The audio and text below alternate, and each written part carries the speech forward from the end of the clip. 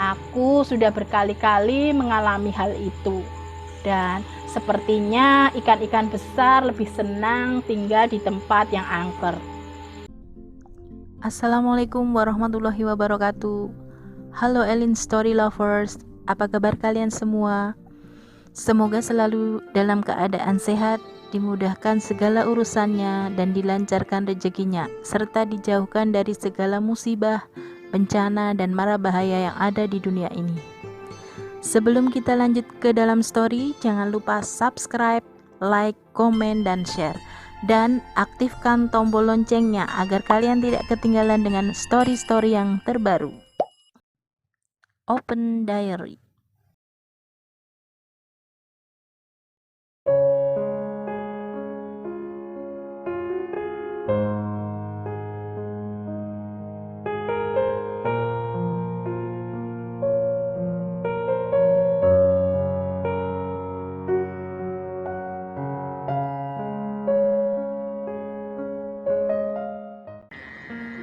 Assalamualaikum warahmatullahi wabarakatuh. Halo Elin Story Lovers, apa kabar kalian hari ini? Pada kesempatan kali ini saya akan membawakan sebuah kisah yang dikirim oleh Pak Dulhari yang ada di Jogja. Perkenalkan, namaku Dulhari. Aku tinggal di kota Jogja. Aku bekerja pada seorang juragan yang masih kerabat keraton Jogja. Di saat libur kerja, aku sering mengisi waktu luangku dengan memancing. Memancing adalah hobiku sejak masih kecil. Misal sedang tidak ada teman yang mau diajak mancing karena kesibukan mereka, maka aku akan pergi memancing sendirian, meskipun itu di malam hari. Joran pancingku sedikit istimewa. Bagian ujung joran aku gantungkan kelintingan yang aku dapat dari juragan tempatku bekerja. Di rumah juraganku, kelintingan itu tidak terpakai dan aku minta ke juraganku. "Arep nggo ngopo kelintingan ngono kuwi, Dul?" tanya juraganku. "Ajeng nggih mancing, Pak Bos," jawabku. "Oh ya wis gawonen kono," kata juraganku lagi. "Nggih, matur nuwun Pak Bos." Pernah aku bertemu kakek-kakek saat akan berangkat memancing. Kakek itu bilang, "Le, kuwi klintinganmu apik men, dijogo sing bener ya. Jorane aja diturokke, nek arep diselehke posisi ngadeg ya Le. Sing tunggu ning kono luwih tuwa saka aku lan awakmu. Ora ana demit sing wani usil karo pancingmu kuwi.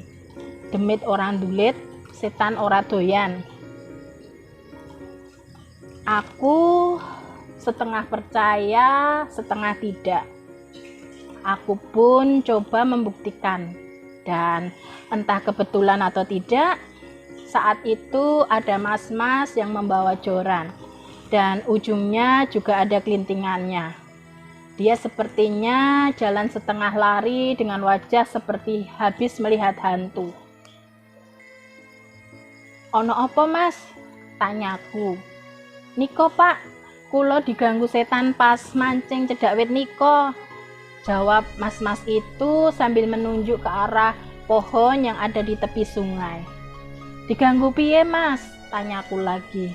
"Klintingan kulo bola-bali muni, tapi umpane ora dipangan.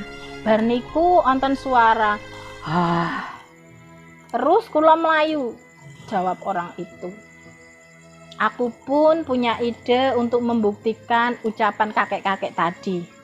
Saat aku sampai di tempat di mana pemuda tadi mancing, aku pun menyiapkan peralatan mancingku dan mulai memancing.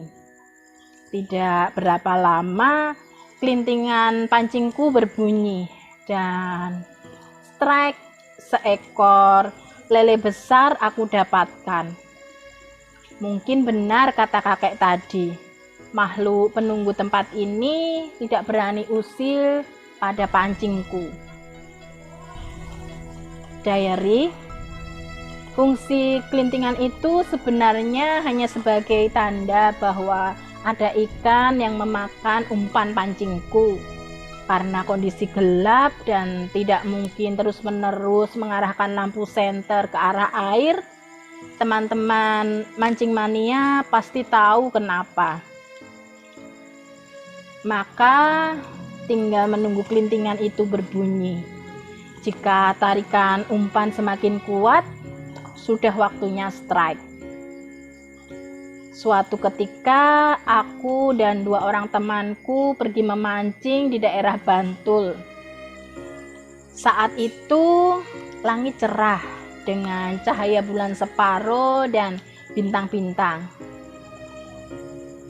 Diary, saat sampai di lokasi tujuan, kami pun berpencar mencari tempat sendiri-sendiri yang nyaman untuk memancing.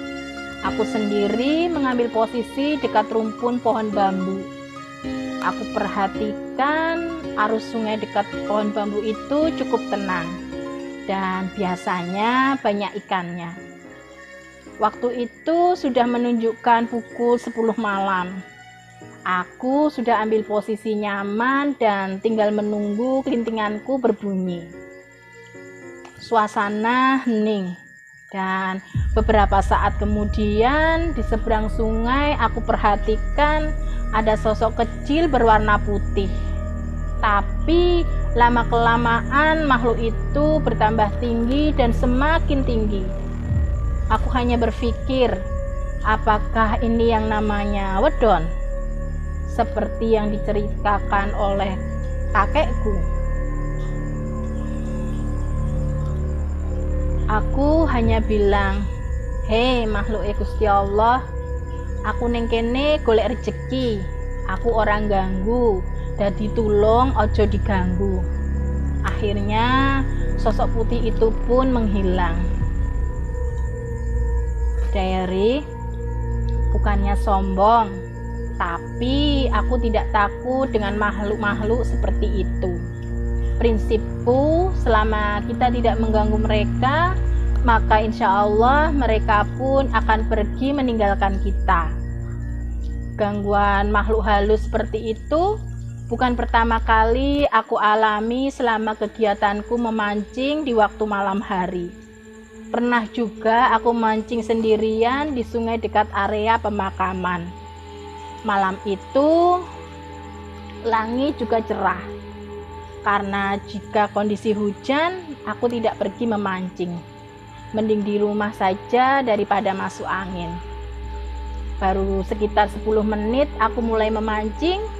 Tiba-tiba dari kejauhan nampak sosok putih melompat-lompat menuju area pemakaman. Wujudnya seperti pocong. Dan setelah masuk area pemakaman, pocong itu kemudian menghilang. Aku hanya batin, simbah bardolan. Diary, sebagai manusia normal, aku juga pernah mengalami rasa takut. Saat itu, aku sendirian mancing di sungai dekat sebuah pohon besar. Saat hendak mulai memancing, di situ aku mencium bau singkong rebus. Wah, ini pertanda kurang baik. Bulu kuduku berdiri. Aku pun segera meninggalkan tempat itu.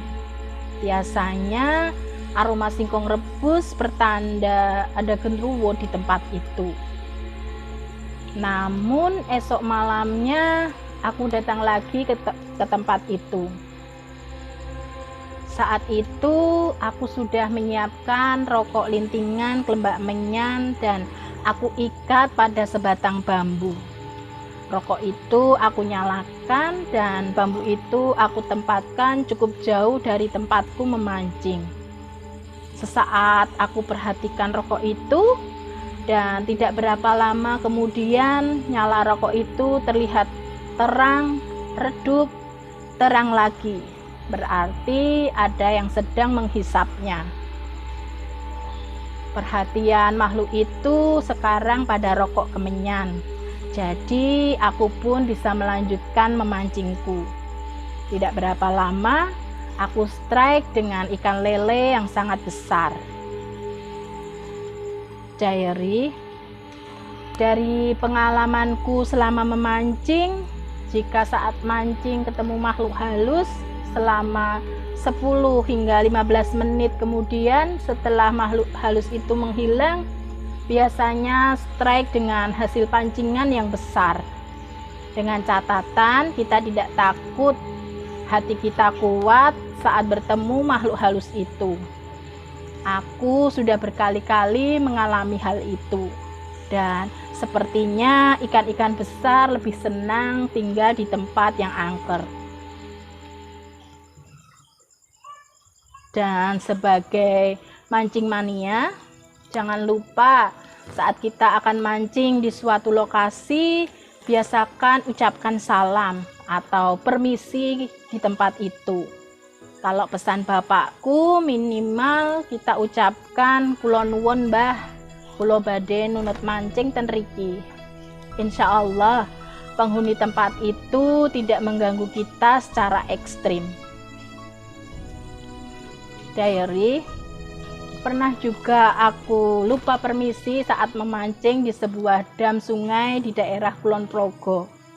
Orang Jawa bilang biayaan di tempat itu, tidak permisi, tidak kula nuwun, langsung memancing. Saat sedang mancing, aku seperti ditarik ke depan. Karena tidak kuat menahan tarikanku itu, aku pun kecebur ke sungai. Meski jatuh dari ketinggian hanya sekitar 2 meter, tapi badanku rasanya remuk redam. Itulah sepenggal kisah suka dukanya saat aku memancing. Percaya tidak percaya, tapi itulah kejadian nyata yang aku alami. Dan aku yakin teman-teman memancing mania pasti ada juga yang pernah mengalami hal-hal yang seperti yang aku alami. Demikian sebuah kisah yang dikirim oleh Pak Dulhari di Jogja. Terima kasih Pak Dulhari yang sudah bersedia berbagi kisahnya di Elin Story. Nah, buat kalian yang mempunyai kisah yang serupa dengan kisahnya Pak Dulhari atau mempunyai pengalaman hidup yang tidak bisa kalian lupakan sepanjang hidup kalian, silahkan kalian kirim di elins.story@gmail.com. Terima kasih. Wassalamualaikum warahmatullahi wabarakatuh.